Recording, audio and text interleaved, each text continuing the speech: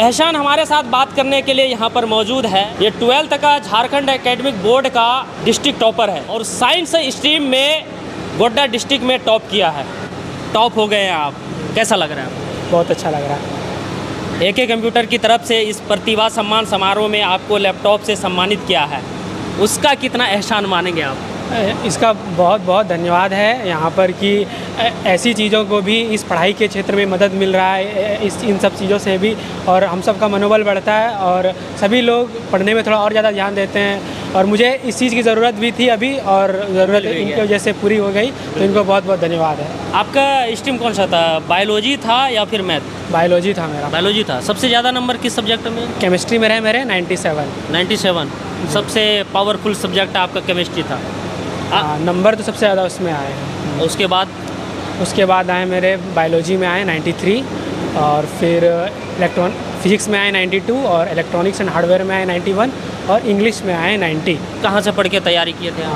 मैंने self study की थी और ऑनलाइन क्लासेस लिया था कुछ। इसके अलावा कोई ऑफलाइन क्लास नहीं था? नहीं। इसका श्रेय किसको देना चाहेंगे? श्रेय तो सबसे पहले मैं खुद को देना चाहूँगा कि मैंने मेहनत की, सब चीज़ों को छोड़कर मेहनत करता रहा, और श्रेय वही माँ बाप को जिन्होंने इतना अच्छा माहौल दिया घर का, शुरू से ही घर में रह के पढ़ाई किए, किसी भी टीचर्स का गाइडेंस नहीं मिला? गाइडेंस रहा है टीचर के साथ। ऑफलाइन की मैं बात कर रहा हूँ, आप ऑनलाइन की बात कर रहे हैं कि ऑनलाइन से मैंने तैयारी किया है। ऑफलाइन में कोई टीचर कहीं पर कोचिंग ज्वाइन किए थे आप? नहीं, कोचिंग नहीं था, सिर्फ ऑनलाइन। हाँ, ऑनलाइन से भी हर चीज़ संभव है। हाँ बिल्कुल, और निकाल भी रहे, छोटे छोटे गाँव से भी बच्चे बड़े बड़े कंपटीशन निकाल रहे हैं।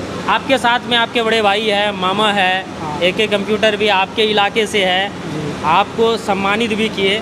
मामा भाई को कितना आप इसका श्रेय देना चाहेंगे? इनको भी बहुत सा श्रेय है, क्योंकि जब मैं स्टार्टिंग में जब 12th में आ गया था तो मेरे मामा ने ही स्टार्टिंग में समझाया था, बहुत तरह की बातें समझाई थी, तो उनका बहुत बहुत धन्यवाद है।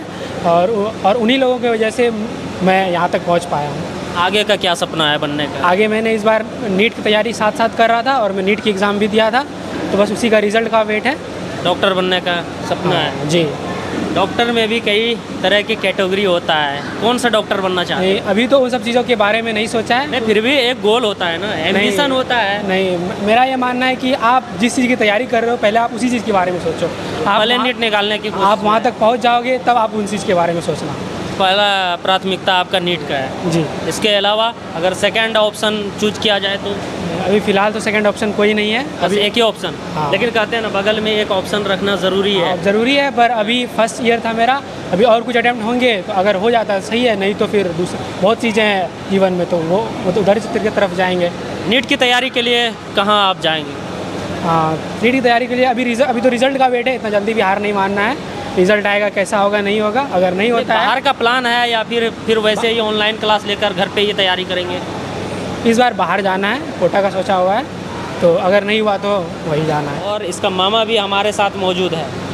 कैसा लग रहा है? आपका भांजा टॉप कर चुका है और आज सम्मानित भी किया गया है एके कंप्यूटर गोड्डा की तरफ से। बहुत खुशी की लग रहा है और अच्छा भी लग रहा है, मतलब पूरे डिस्ट्रिक्ट में टॉप किया है, सारे फैमिली भी खुश है और सोच रहे हैं कि और आगे बढ़े और मेडिकल की तैयारी में MBBS डॉक्टर बने। आप इनके बड़े भाई हुए? नहीं, मेरा खलेरा भाई, कज़न ब्रदर। कैसा लग रहा है आपको? बहुत अच्छा लग रहा है। ये हमारे फैमिली में पहले ऐसे बच्चे हैं जिन्होंने डिस्ट्रिक्ट टॉप किया है। पहली बार हुआ है? हाँ। आपके फैमिली में से? मतलब सब पढ़ने में तो इसके भाई भी मेधावी है, सब पढ़, लेकिन इसने डिस्ट्रिक्ट टॉप किया तो हम लोग को बहुत खुशी हो रहा है। बिल्कुल। आप लोगों का कोई सपना जो कि ये उस फील्ड में जाए? नहीं, हम लोग भी चाहते हैं कि हमारा फैमिली में कोई डॉक्टर नहीं है तो ये डॉक्टर ही बने। बिल्कुल। चलिए, बहुत बहुत शुक्रिया। अब आपसे एक और सवाल मैं करना चाहता हूँ कि आपका शेड्यूल क्या था पढ़ाई का? शेड्यूल तो यही है कि मैं सुबह जल्दी नहीं उठ पाता था, तो आप कितने बजे उठते थे? कभी कभी जैसे जनरली 8, 9 या 10 बज भी जाते थे कभी कभी, तो आपके जैसा आपका शेड्यूल है तो आप अपने हिसाब से आप पढ़ाई करो। तो मैं उठता था, उठ के सुबह जो वही ब्रश करना, फिर पढ़ने बैठना, वही पढ़ना, फिर खाना, फिर खा के थोड़ा सा आराम करना, फिर पढ़ने बैठना। 24 घंटे में कितने घंटे पढ़ाई में समय देते थे? स्टार्टिंग में तो 4 से 5 घंटा हो पाते थे मैक्सिमम, और बाकी लास्ट में थोड़ा सा ज़्यादा पढ़ाई किया था, 7 घंटे लगभग हो जाते होंगे, तो बस वही था। सम्मानित किए हैं एके कंप्यूटर के मालिक कमाल सर हमारे साथ मौजूद है। आपने सम्मानित किया, ये गोड्डा के लिए सबसे सौभाग्य की बात है। इस तरह से ओकेजन शायद ही कोई और करते हैं, लेकिन आपने जो पहल किया है वो काबिल तारीफ़ है। सारे बच्चे गौरवान्वित हुए हैं, उनके साथ में उनके पेरेंट भी। क्या कहना चाहेंगे आप? सबसे पहले मैं दिल्ली सरकार को धन्यवाद कहना चाहूँगा। और ये मेरा एक छोटा सा पहल है कि हम यानी कि ये अपने मन में हम सोचें कि ये एक सम्मान समारोह आयोजन हम करते हैं और युवा प्रतिभागी जो है, बहुत से बच्चे ऐसे हैं जो यानी कि गरीबी रेखा से वंचित है। हम सोचे कुछ ना कुछ नया चीज़ करते हैं ताकि उनको ज़रूरत भी है। जैसे ये एहसान है और फिर ये सोनाली कुमारी है, वो भी काफ़ी यानी कि फैमिली बैकग्राउंड काफ़ी उनका नीचे है, तो हम लोग चाहें उनको। और उसमें ये भी हुआ 2 टॉप कर गया आपका 10th में, तो टॉप 2 किया उसमें, तो उसका लड़की का जो इकनॉमी है और ये चीज़ है, तो उसको देखते हुए हम लोग यानी कि सलोनी कुमारी को हम लोग यानी कि लैपटॉप देने का काम किया और एहसान को भी दिए ताकि ये अपना एम जो है, लक्ष्य जो है, उसको पूरा कर सके। और इस टाइम जो फर्स्ट बार हम लोग किए हैं, बहुत ही कम टाइम में किए हैं और हो सकता है नेक्स्ट बार और भी और बहुत ज़बरदस्त, बहुत बड़ा करने, हाँ, बहुत ज़ोर शोर से करने वाले हैं हम लोग। और इसी टाइप से स्टूडेंट का हम लोग हौसला बढ़ाते रहें।